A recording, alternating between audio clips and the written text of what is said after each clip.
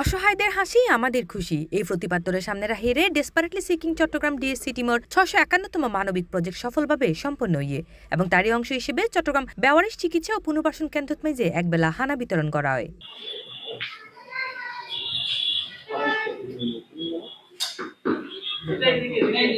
জানুয়ারি 25 তারিখ রবিবার দূরে মানবিক শৌকত পরিচালিত এই সেবা কেন্দ্রত 130 জনের অধিক অসহায় ও হতদরিদ্র মানুষের মাঝে ঐতিহ্যবাহী মেজবানি হানা বিতরণ করা হয়।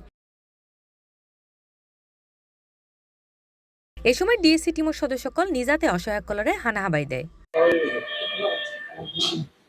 ধন্যবাদ জানাচ্ছি টিম ডিএসসি কে এবং অনেক সময় অনেক বেওয়ারিশ মানুষ আবদার করে মেজবানি খাবে বা গরু মাংস দিয়ে খাবার খাবে, তা দিই আমরা আমাদের সাধ্য মতো দিই, কিন্তু সচরাচর পারি না। তো টিম ডিএসসি কে ধন্যবাদ জানাচ্ছি। আমাদের বেওয়ারিশ হাসপাতালে আজকে 130 জনের জন্য ওনারা মেজবানির আয়োজন করেছেন।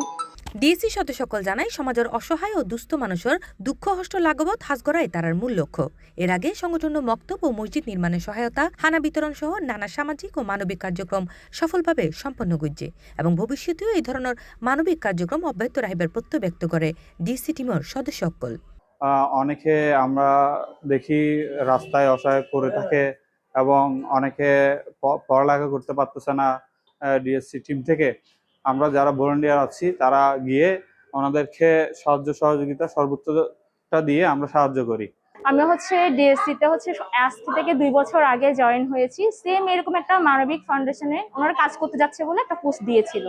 তো ওটা দেখে আমি ওখান থেকে আমির ভাইয়াকে নক করি, দেন আমি এই কাজের সাথে যুক্ত হই। এরপর থেকে ওনাদের সাথে আলহামদুলিল্লাহ আমাদের এখনো পর্যন্ত 651টা পর্যন্ত মানবিক কাজ হয়ে গেছে।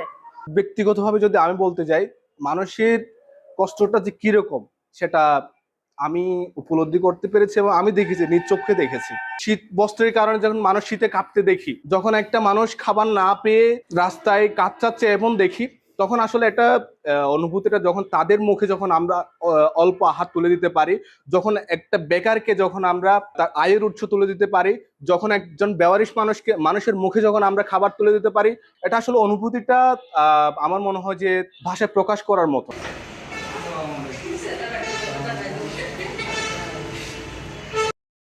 C+ TV, Chittagong.